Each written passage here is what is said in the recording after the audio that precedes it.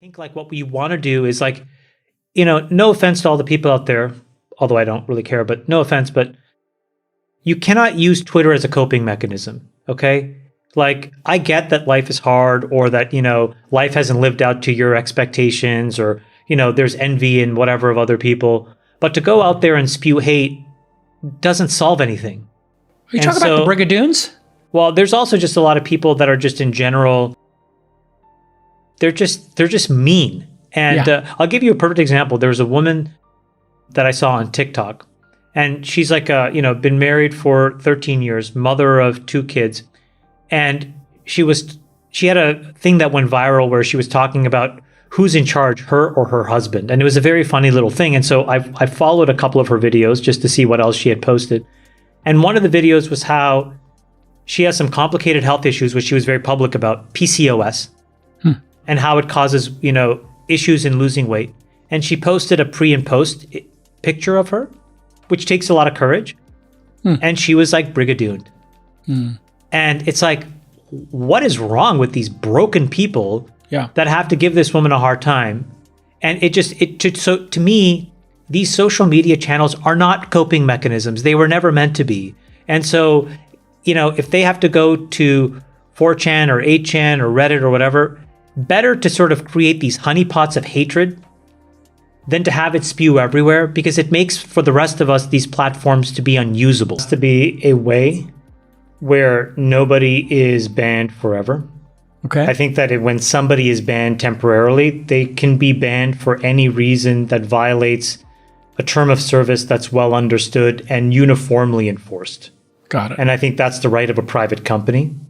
But there has to be a way to get back on. In the case of both of these folks, there should be a way to basically, have, because of the quantity of their reach, some sort of almost like tribunal or, mediator that can understand what's going on. Because if somebody's going through a manic episode, it's absolutely right to turn that off. I mean, these guys should have turned him off much, much sooner.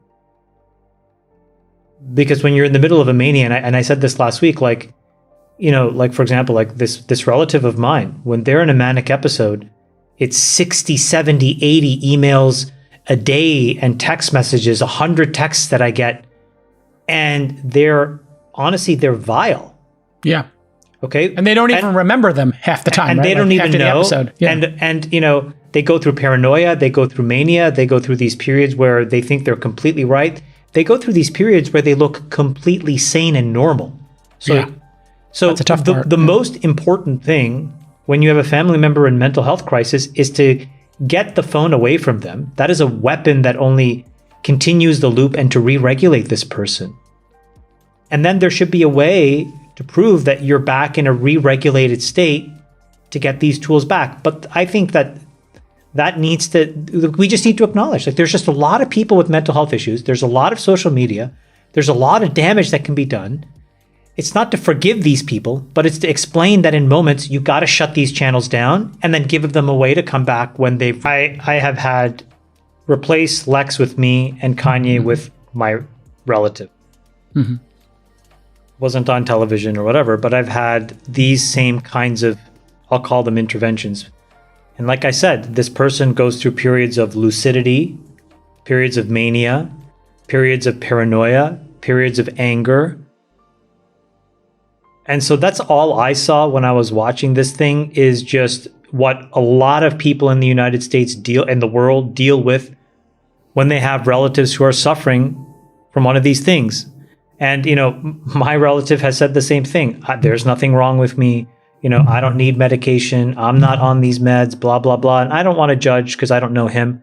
But I'll tell you, in my situation, trying to, like, for example, like this person thinks that, myself and one other person, like, we hacked into a computer system of the place that they worked to manipulate the financial records to point to this person as having committed a fraud, and then thinks that people are now listening and bugging the phone. I mean, there's all kinds of stuff over and over again. And then sometimes they don't think that, and sometimes they do. And it's like, it's maddening. So what I'm trying to tell you is, like, when you're in a normal state, a regulated state, and you're talking to somebody who's dysregulated, it's not two normal people having a conversation where you're trying to get them to see the logic of your ways.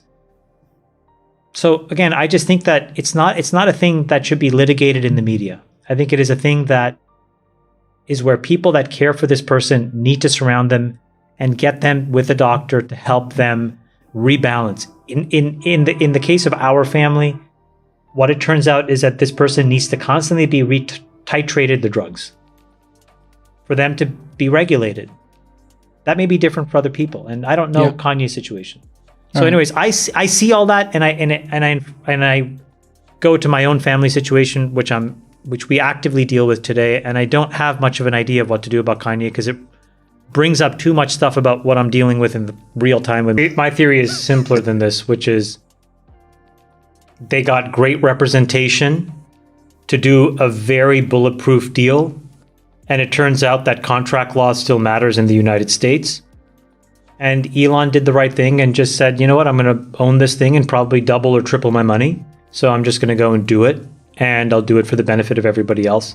But my point is more that they and the board had the wherewithal to fight because, that they could have easily gotten intimidated and capitulated.